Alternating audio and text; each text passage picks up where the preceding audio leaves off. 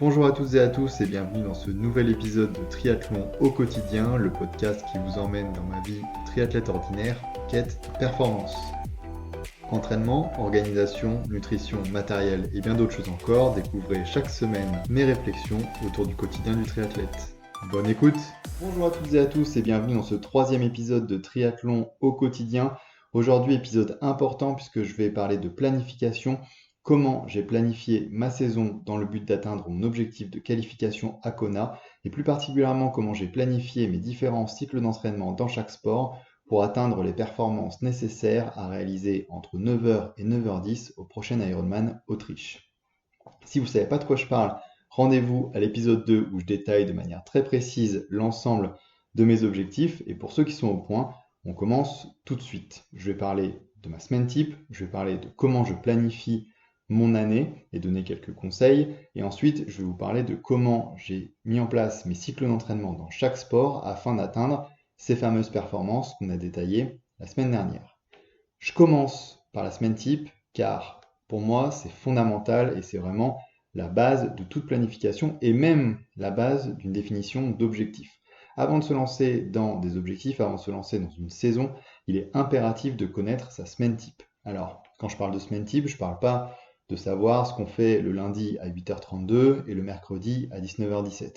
L'important, c'est de savoir quel volume horaire vous allez être capable d'attribuer et de dédier au triathlon. Éventuellement, d'ores et déjà définir sport par sport, qu'est-ce que vous allez pouvoir faire. Mais en tout cas, c'est très important d'avoir en tête quel temps vous allez dédier au triathlon et ce qu'il est possible et humainement possible de faire et de tenir sur la durée. Parce qu'en fait, ce volume d'entraînement que vous allez définir au début de votre saison, il va conditionner beaucoup de choses. Il va conditionner évidemment du coup le volume hebdomadaire, le volume mensuel que vous allez pouvoir travailler, et donc de là découle le nombre et le volume d'entraînement intense que vous allez pouvoir effectuer. Et ainsi, ça va forcément influencer vos performances, la vitesse à laquelle vous allez atteindre vos objectifs et les objectifs que vous pouvez vous fixer et donc être plus ou moins ambitieux en fonction du volume que vous allez définir. Donc, dans mon cas, ma semaine type, c'est 10 entraînements. Il y a donc dans ma semaine 4 jours où je fais un bicotidien. Bicotidien, ça veut dire que je m'entraîne 2 fois par jour. Il y a 2 jours où je m'entraîne une fois et il y a un jour complètement off.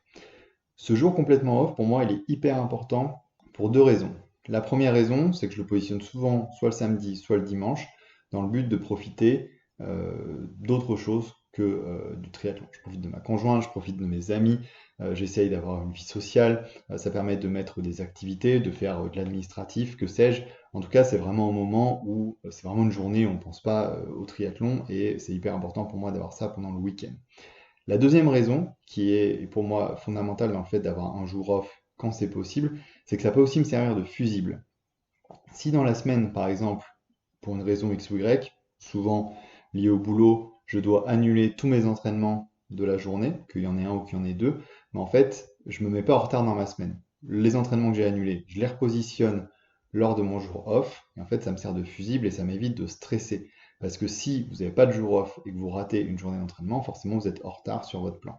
Donc, je trouve que ça libère beaucoup l'esprit d'avoir ce jour off, et puis ça permet aussi d'avoir une journée où on pense vraiment pas au triathlon. Ça, c'est important, je pense, pour l'équilibre avec sa famille.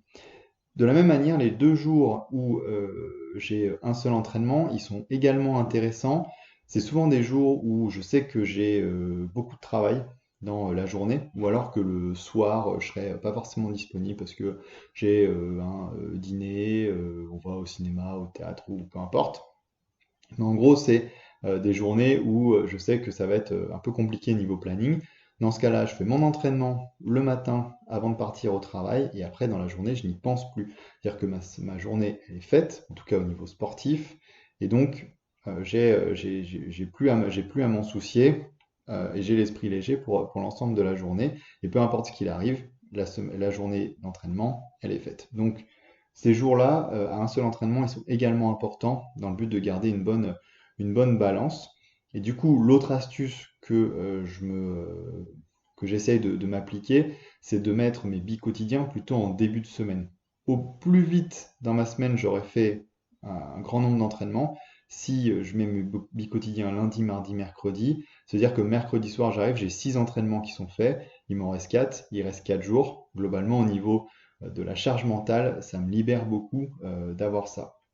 Alors forcément, ce type de planification, c'est pas forcément optimal. Des fois, ça me fait enchaîner des séances difficiles. Ça me fait enchaîner une sortie longue de course à pied avec une sortie longue de course à pied le mardi à 18h avec une sortie d'endurance le mercredi à 7h du matin. Forcément, c'est pas optimal, mais pour l'équilibre, je trouve que c'est important. Et tant que je me blesse pas, finalement, je garde ce système-là. Donc, voilà pour ma semaine type. 10 entraînements en moyenne entre 1 heure et 1 heure et demie chacun, en dehors des sorties longues. Ça donne du coup un volume nominal qui oscille entre 12 et 16 heures, en tout cas sur cette partie de la saison. C'est ce que je me fixe, entre 12 et 16 heures d'entraînement par semaine. Donc maintenant qu'on a ça, on va pouvoir planifier l'ensemble de la saison. Alors, petit point définition avant de continuer. Je vais beaucoup parler de cycle d'entraînement. Pour moi, un cycle d'entraînement, c'est X semaines de travail. Donc, quand je dis travail, c'est des semaines d'entraînement, des semaines où on a une surcharge progressive du stress et de l'entraînement qu'on applique sur son corps, et une semaine de récupération. Donc en général, ce qu'on trouve dans les littératures et ce qui est appliqué par la plupart des entraîneurs, c'est de faire 3 semaines d'entraînement, une semaine de récupération. Mais en fonction des contraintes, je serais peut-être amené à faire 4 semaines d'entraînement, une semaine de récupération, 4 semaines et demie d'entraînement, une semaine de récupération, voire un petit peu plus à ce moment-là. Et si éventuellement je dois faire seulement 2 semaines de travail, là dans ce cas-là on essaie de plutôt être sur les 4 jours de récupération. Donc voilà, c'est à ajuster, mais en gros c'est ça un cycle d'entraînement, et c'est dans ces cycles d'entraînement qu'on va pouvoir apposer des thématiques dans chaque sport, comme la PMA en vélo, la VMA en course à pied, le seuil, la vitesse, etc. etc. Et donc, au cours de l'année, il va y avoir un certain nombre de cycles, un certain nombre de semaines de travail sur lesquelles on va pouvoir essayer de développer ses performances. Donc, par la suite, maintenant que les définitions sont claires, au niveau de la planification globale, je pars déjà de ma course objectif. 16 juin prochain, Ironman Autriche, donc la semaine du 10 juin, c'est la semaine 0, c'est la semaine de compétition, et la semaine d'avant et la semaine encore d'avant, donc S-1 et S-2, sont les semaines de pré-compétition. Donc ce bloc-là, S0, S-1, S-2, ce qu'on appelle communément l'affûtage, ça dure entre 15 et 20 jours, c'est le moment où on réduit la charge d'entraînement pour atteindre son pic de forme le jour J. Jusqu'à présent, je ne suis pas certain que mes affûtages sur mes autres courses aient été les meilleurs, donc je pense que je me renseignerai au cours de la saison pour optimiser cette partie-là, mais en tout cas pour l'instant, je prévois vraiment ces 3 semaines d'affûtage, donc semaine de compétition et 2 semaines de pré-compétition, donc qui sont déjà positionnés dans mon calendrier. Ensuite, dans mon calendrier, je positionne aussi tout ce qui est contrainte. Donc qu'est-ce que j'appelle contrainte? Ce sont des semaines où je ne vais pas pouvoir réaliser ma semaine type. Il y a plein de raisons pour lesquelles je ne vais pas pouvoir faire ma semaine type.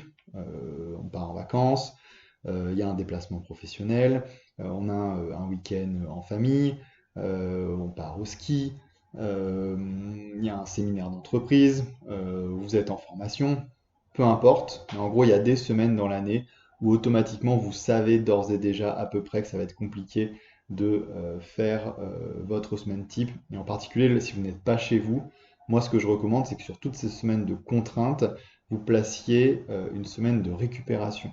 Parce que c'est impossible lorsque vous êtes en dehors de chez vous. En tout cas, c'est très compliqué, je trouve, lorsqu'on est en dehors de chez nous, de faire une vraie semaine de travail. On n'a pas son matériel, on n'a pas son équipement, on connaît pas notre environnement, on n'est pas maître de ses horaires. Tout ça fait que on est avec d'autres gens, on est potentiellement avec de la famille, des amis, des collègues. Donc tout ça fait que concrètement, suivre sa semaine type, ça devient un cauchemar. Et donc il vaut mieux s'enlever cette charge mentale à nouveau en positionnement de semaine de récupération, en essayant d'aller un petit coup à la salle de sport, un petit coup pour continuer à s'entraîner, ou alors définir que ça sera une semaine de coupure complète. Ça peut aussi être une possibilité. Mais voilà, ça vous enlèvera beaucoup de stress de dire que ces semaines-là seront des semaines soit de récup, soit off. Une fois du coup qu'on a ces semaines de contraintes et qu'on a globalement qu'on a notre calendrier, ben, il va falloir positionner les autres courses, si vous en avez au cours de l'année. Si vous avez prévu de faire un trail, un semi-marathon, un autre triathlon, que ce soit un S, un M ou un half, c'est important de les positionner parce que ça va être des semaines un petit peu particulières. Même si vous ne décidez pas de faire un affûtage particulier, un affûtage spécifique à cette course, c'est quand même une semaine où vous allez potentiellement vous déplacer, c'est quand même une semaine où vous allez adapter légèrement votre entraînement. Il faut penser aussi à la semaine d'après, où potentiellement vous allez avoir des courbatures, vous n'allez pas pouvoir vous entraîner normalement. Je pense à ceux notamment qui courent des marathons. On ne reprend pas une semaine normale après un marathon, surtout si on l'a couru à bonne intensité. Donc voilà, important aussi de mettre l'ensemble des autres courses. Et lorsqu'on a tout ça, et ben ensuite il ne reste plus qu'à positionner ces cycles d'entraînement en essayant du coup d'être le plus souvent possible à 3 semaines d'entraînement, une semaine de repos. Mais comme je disais, des fois c'est pas possible et vous allez vous retrouver avec des fois où il va falloir arbitrer entre faire plus de semaines d'entraînement ou en faire moins. Et donc ça c'est propre à chacun. Dans mon cas, ma saison, elle va finalement se décomposer en 2 gros blocs. Il y a le premier bloc qu'on pourrait appeler finalement la pré-saison, qui a commencé le 14 août dernier et qui va se terminer début novembre, entre le 2 et le 3 novembre, pour la simple et bonne raison que je pars en vacances pendant 2 semaines. Et donc, c'est des vacances que j'ai décidé de faire, d'appliquer et de profiter de ces vacances pour faire une coupure. J'ai pas coupé cet été, j'ai repris, je crois, à peine 7 ou 8 jours l'entraînement après le triathlon de l'Alpe d'Huez. J'ai pas réellement fait de coupure. J'avais envie de recommencer très très vite ce nouveau projet. Et je savais qu'il y avait cette échéance de 2 semaines de congé début novembre, et où je m'étais dit que pour pouvoir complètement profiter de ces vacances, pouvoir complètement profiter de mes amis et de ma conjointe, bah, je préférais en faire une coupure. Ça ne veut pas dire que je ne ferai pas de sport, ça ne veut pas dire que je vais pas bouger ou que je vais absolument rien faire. En tout cas, je veux juste pas avoir le stress de devoir m'entraîner. Donc moi, ma contrainte principale de cette année, en tout cas sur la partie sportive, c'est ces 2 semaines de vacances début novembre. Et du coup, une semaine après mon retour, ça va être une semaine de reprise. Il ne faut pas imaginer qu'après 2 semaines de coupure, on rattaque avec un sort d'entraînement comme si de rien n'était. Je vais avoir une semaine un petit peu de tampon pour reprendre les entraînements. En général, je considère ces semaines-là, je m'entraîne un petit peu tous les jours, je fais pas trop d'intensité, juste pour réhabituer le corps à l'exercice avant de réattaquer un nouveau cycle. Donc voilà, j'ai ma semaine, j'ai ma série pré-saison, on va dire, voilà, jusqu'à de mi-août à début novembre, et ensuite j'aurai le reste de ma saison, donc à partir de fin novembre jusqu'à l'échéance, le 16 juin prochain, ça sera ma saison. En définitive, j'ai fait les calculs depuis le début de la saison jusqu'à l'objectif, j'ai 30 semaines de travail réparties en 9 cycles. Donc si on fait la division, ça fait un petit peu plus de 3 semaines de travail par cycle. Donc voilà, je serai plus souvent au-dessus des 3 semaines que en dessous. Normalement, avec l'expérience, je commence à me connaître. Je suis capable d'encaisser 4. Je tiens un peu la langue à la fin, mais 4, c'est possible. Donc du coup, je privilégie l'option de faire 4 semaines d'entraînement, une semaine de repos, plutôt que de couper le cycle, plutôt qu'avoir des cycles plus courts. Donc voilà, ça laisse quand même du temps, et heureusement parce que l'objectif est ambitieux, mais va pas falloir chômer. Et donc, qu'est-ce que je vais mettre dans ces 30 semaines, sport par sport? Je ne l'ai pas dit, mais pour l'instant, ma répartition des 10 entraînements par semaine, c'est 4 entraînements 2 vélos, dont une sortie longue, 4 entraînements de course à pied, dont une sortie longue, et 2 entraînements de natation. Et donc, puisqu'on parle de natation, on va commencer par là, parce qu'après tout, c'est l'épreuve qui débute l'ensemble des triathlons. Pour la natation, j'ai une approche très empirique de la pratique. Je fais pas d'éducatif, j'ai jamais pris de cours de natation. Donc j'ai vraiment ma petite approche à moi qui consiste avant tout à nager. Je pense qu'il n'y a rien de mieux qu'être assidu et discipliné en natation pour s'améliorer au cours du temps. C'est ce qui m'a manqué au cours des dernières années. Donc là, je pose mon objectif principalement sur réaliser ces 2 séances de natation sur l'ensemble de l'année. Dans la première partie de saison, je vais travailler surtout sur l'amélioration de ma technique, mais surtout l'amélioration de ma vitesse, et du coup l'amélioration de ma technique par la vitesse. J'ai une séance dédiée qu'on pourrait appeler de sprint. Je fais des séries de 100 mètres, donc j'en fais 5, je fais 5 fois 100 mètres. Donc c'est des séances qui sont assez courtes, donc qui sont assez faciles à placer dans l'agenda. C'est des séances surtout qui sont très intéressantes parce qu'on voit très rapidement nos progrès. C'est-à-dire qu'on commence en 5 fois 100 mètres, on a un temps particulier, ou même on commence, voilà, on fait le premier 100 mètres en 1,32 et puis le cinquième en 1,37. Donc là, on comprend que le premier, on l'a nagé beaucoup plus vite. Puis au fur et à mesure des séances, on fait le premier en 1,32 et le dernier en 1,32, on devient constant. Puis après, la séance d'après, le premier 100 mètres, on le fait en 1,30 et le reste en 1,32. Et en fait, on voit assez rapidement les évolutions. Ce que j'aime bien dans ce type de séance, au-delà de voir ses progrès au fur et à mesure des séances et de les voir de manière assez tangible, c'est que je pense que ça permet vraiment de travailler sa technique parce que sur 100 mètres et en allant vite, on a la possibilité de bien se rendre compte de ce qui fonctionne et de ce qui fonctionne pas dans l'eau. On se rend compte des gestes parasites qu'on a, qui nous ralentissent, on se rend compte de notre vitesse de propulsion, notre pénétration dans l'eau, et on comprend, je pense, beaucoup de phénomènes en réalisant ces séances de sprint. Donc moi, ça m'aide beaucoup à conscientiser la technique de natation que je dois mettre en place, et finalement, je vois toutes les semaines des progrès. Donc ça, c'est un gros morceau de mon début de saison qui va durer, je pense, jusqu'à fin janvier, où l'objectif, c'est vraiment d'aller de plus en plus vite sur ces 5 fois 100 mètres.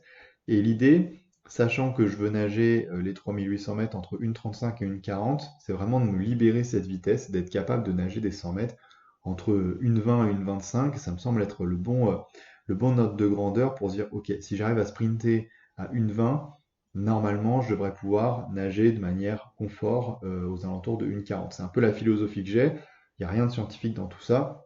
C'est juste ce que j'observe au fur et à mesure du temps. Donc voilà, je vais essayer de pousser le curseur en faisant des 5 fois 100 mètres jusqu'à la fin octobre. Et à la rentrée, j'essaierai de pousser un petit peu plus le curseur, c'est-à-dire que je passerai à des 6 fois 100 mètres, 7 fois 100 mètres, jusqu'à 10 fois 100 mètres, pour quand même aussi entraîner ma capacité à répéter des efforts intenses et à travailler un petit peu sous fatigue, parce que je pense que ça donnera le petit peps supplémentaire pour améliorer ma natation. Ça, c'est le premier type de séance, donc qui va m'accompagner jusqu'à la fin janvier. Après, à partir de février, je basculerai cette séance sur de l'endurance, puisqu'après tout, il va falloir nager, il va falloir les nager, c'est 3800 mètres, et donc il faut faire du long, selon moi. Il faut nager longtemps, des longues séries. Alors, c'est clairement pas les séances les plus drôles, mais je vais faire des 4 fois 500 mètres, 4 fois 600, jusqu'à 4 fois 1000.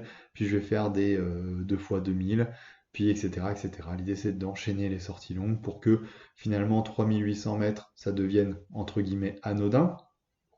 Une des choses dont je parlais dans l'épisode précédent, c'est le fait que c'est de mettre du cœur à l'ouvrage finalement pendant sa natation, c'est-à-dire pas être limité par la pensée de savoir est-ce que oui ou non je vais tenir ces 3008, c'est de pouvoir dire ok, je peux mettre de l'intensité dans ces 3008 pour sortir de l'eau plus rapidement, et pour pouvoir mettre dans l'intensité dans ces 3008, il faut être capable de nager régulièrement 4 fois 1000, 2 fois 2000 ou même une fois 3008. Donc ces séances, elles sont très importantes et donc c'est celles qui m'accompagneront sur la deuxième partie de saison.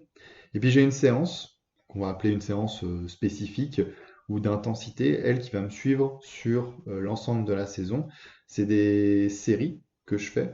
Donc j'ai commencé par des séries de 200, donc 3 fois 200, 4 fois 200, 5 fois 200, etc. Jusqu'à 10 fois 200. Et l'objectif, ça va être, à la fin de la saison, de nager 10 fois 400. Donc le 400 mètres, c'est un effort qui est, je trouve, assez intéressant parce que quand on nage 10 fois 400, on se rapproche, quoi, on est sur 4000 mètres de série, hein, donc on a quand même un volume intéressant. Donc on construit de l'endurance et une capacité à répéter un effort relativement intense. Il ne faut pas le nager complètement à fond, mais pour moi, on ne va pas être loin sur un 10 fois 400 de notre allure, on va dire. Après, c'est une analogie je fais l'analogie avec un seuil bas pour ma part. C'est une allure, on va dire, qui est confortablement difficile et c'est sur lequel il faudrait se baser. C'est-à-dire que si pour pouvoir nager entre 1,35 et 1,40 sur les 3008 en non-stop, pour moi, il faut nager 10 fois 400 aux alentours de 1,32, 1,33. Donc c'est ce que je vais essayer de construire au fil de la saison. Alors on n'attaque pas tout de suite avec des 400, j'attaque d'abord avec des 200, puis je ferai des 300, puis j'irai sur les 400. L'objectif étant d'à la fois de baisser le chrono et de monter la distance au fur et à mesure pour atteindre cet objectif d'un 10 x 400 aux alentours de 1,32 et des sorties longues qui me permettront d'encaisser la distance le jour de l'Ironman. Donc voilà pour la natation, c'est extrêmement empirique, mais je suis assez confiant dans ma méthode et je suis assez confiant en fait sur le fait que à partir du moment où je vais réussir sur mes 30 semaines de travail à faire 2 semaines de natation, déjà ça va me donner un boost au niveau performance par rapport à ce que je faisais auparavant, ou que ce soit à cause de la pandémie, il y avait vraiment des moments où je m'entraînais, des moments où je m'entraînais pas du tout, ou l'année dernière pour Nice où je faisais un entraînement par semaine et pas plus. Donc forcément, ça va s'améliorer. Maintenant, j'espère que ça s'améliorera au niveau que j'espère.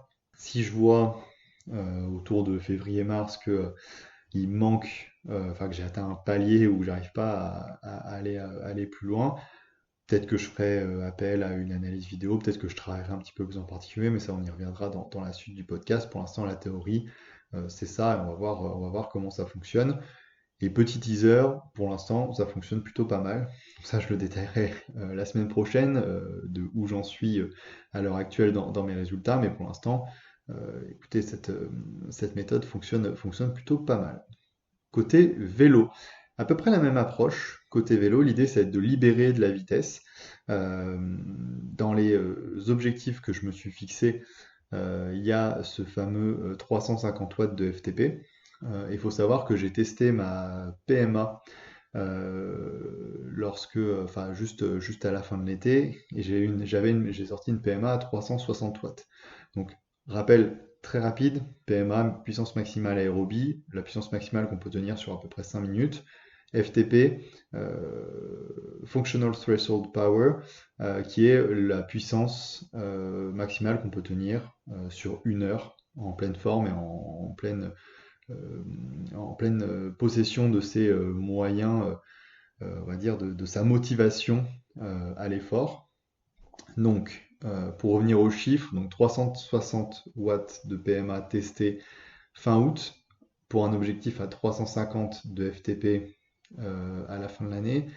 Clairement, il faut que je gagne en PMA pour pouvoir améliorer ma FTP. Donc j'ai commencé par un gros cycle, enfin je commence ma saison par un gros cycle de PMA jusqu'à fin août. Le but étant d'aller chercher 400, 410 watts de PMA. Donc vraiment libérer ce curseur-là, me donner de la marge pour pouvoir travailler la FTP par la suite. Je couple ces séances de PMA avec des séances de sprint et de ce qu'on appelle le Wingate en vélo. Donc le Wingate, c'est l'effort maximal sur 30 secondes. Donc je fais des répétitions de 5 fois 30 secondes à puissance Wingate et des sprints. L'idée, pareil, c'est au plus j'arrive à développer les hautes puissances, au plus je me donne de la marge pour la suite. C'est un peu ça l'idée. Donc 2 intensités en vélo et je complète l'entraînement avec une séance d'endurance très facile et une sortie longue où pour l'instant je reste aux alentours des 90 à 100 km. Donc ça c'est pour la partie vraiment pré-saison jusqu'à fin novembre.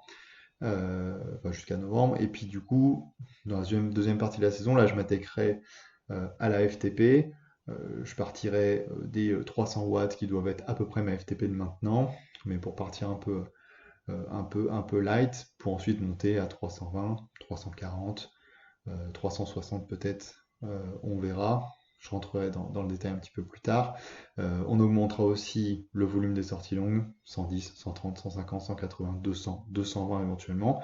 Et dans la deuxième partie de la saison, donc à partir de février-mars, là je commencerai tout ce qui est aussi travail d'allure, parce que on a parlé des 260 watts de puissance normalisée à tenir. Il faudra aussi travailler cette allure pour s'y habituer et puis pour se rendre compte de la difficulté que c'est de la tenir et d'intégrer un petit peu, d'intégrer la, d'intégrer cette allure finalement dans le panel. Et puis voilà, il reste quelques entraînements et quelques semaines dont j'ai pas défini de thème, qui me serviront soit à rattraper des thèmes sur lesquels j'ai pris du retard, soit éventuellement à aller encore plus spécifiquement, à travailler des choses encore plus spécifiques, comme la reproduction d'efforts de montée, ou en tout cas l'enchaînement montée entre une montée et un plateau. Voilà, certaines petites choses vraiment spécifiques à la course en Autriche qui pourront être travaillées par la suite. Mais dans tous les cas, ça donne déjà beaucoup de travail à faire. Et pour le détail de comment je travaille mon seuil, mes allures, etc., je pense que je reviendrai dessus un petit peu plus tard. Et enfin, la course à pied. Alors la course à pied, j'ai eu une approche très light sur cette première partie de saison. C'est-à-dire que mon point important en course à pied, c'était de revenir à un certain volume, entre 40 et 50 km par semaine, sans trop d'intensité. Voilà, juste courir, reprendre de l'endurance, pas mettre de grosses intensités, parce que dans un premier temps, ça me permet de reprendre tranquillement sans me blesser. Et de deux, comme j'ai pas encore bien calibré les vitesses à laquelle je dois courir en course à pied, enfin en tout cas mes objectifs chiffrés en course à pied, j'avais pas vraiment de pression à commencer des cycles, des cycles. J'ai préféré remettre du volume, remettre quelques sorties longues, remonter jusqu'à des sorties longues de 2 heures d'ores et déjà pour construire cette endurance, ce socle d'endurance qui sera nécessaire pour la suite. J'inclus juste dans mon entraînement une séance où je fais des sprints ou des séances de force, comme on les appelle aussi, donc des 15 secondes au sprint. Et sur la dernière partie, là, la fin du mois d'octobre, je vais passer sur des endurances de force, donc des 30 secondes, des 30 secondes à vitesse maximale. C'est des séances qui restent courtes, donc et qui sont pas extrêmement intenses, je dirais. Enfin, en tout cas, moi, je les ressens pas comme telles, comme il y a beaucoup de récupération. C'est un effort qui est intense, mais sur la perception générale de la séance, je trouve que ça va. Et c'est des séances qui font beaucoup de bien dans la prévention des blessures. Alors, je sais que certains disent que ils se blessent lors des endurances de force et des séances de force. Pour ma part, c'est plutôt l'inverse. Je commence la saison, j'ai des petites douleurs, et puis en fait, à chaque fois que je fais une séance de force, j'ai l'impression que ça règle des petites choses, ça fait du renforcement. Et voilà, à chaque fois que j'ai mis en place ces séances de force et d'endurance de force en début de saison, je ne me suis pas blessé. Et à chaque fois que j'ai été un peu léger sur ces séances, à la fin, j'ai chanté toujours des petites douleurs qui venaient me chatouiller. Donc, je ne change pas une équipe qui gagne. Pour l'instant, force, endurance de force, c'est la seule séance intense que je fais sur la course à pied, en plus de développer mon volume. Et par contre, à mon retour de congé, fin novembre, là, je vais attaquer un petit peu les choses sérieuses. Je vais attaquer avec de la VMA, que je vais sûrement coupler avec du seuil bas ou quelque chose qui peut ressembler, qui ressemblera à du seuil bas ou peut-être un petit peu moins intense. Et puis plus tard dans la saison, j'irai sur du seuil haut et puis je referai peut-être du seuil bas. Euh, et bien sûr, toujours en augmentant le volume des sorties longues jusqu'à 2h30 à la fin de la préparation. En fait, en course à pied, ce que je vais viser, c'est de développer mes facteurs, enfin mes performances physiologiques, donc VMA, seuil haut, seuil bas, au maximum. Et c'est ce que je vais pousser jusqu'à la fin de la séance. J'ai pas prévu de faire d'allure en course à pied, d'allure Ironman, pour la simple et bonne raison que, à titre personnel, je n'en vois pas l'intérêt. Je vois l'intérêt de faire de l'allure Ironman sur le vélo pour ancrer dans sa tête la puissance, pour entraîner la puissance que on va devoir mettre tout au long de la course pendant 4 heures, 5 heures, 6 heures, etc.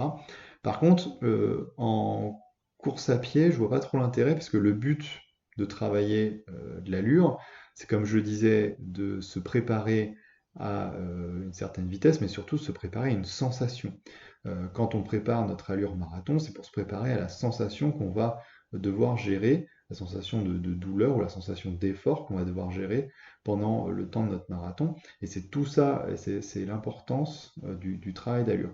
Dans le cas de l'Ironman, on ne peut jamais reproduire cette sensation puisque le marathon Ironman vient bien sûr après 180 km de vélo.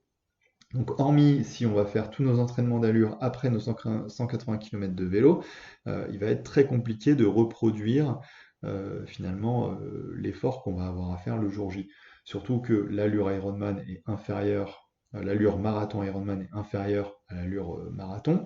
Finalement, on se trouve dans une zone entre notre allure marathon et notre endurance fondamentale, qui est une zone qui n'a pas réellement d'intérêt à être travaillée.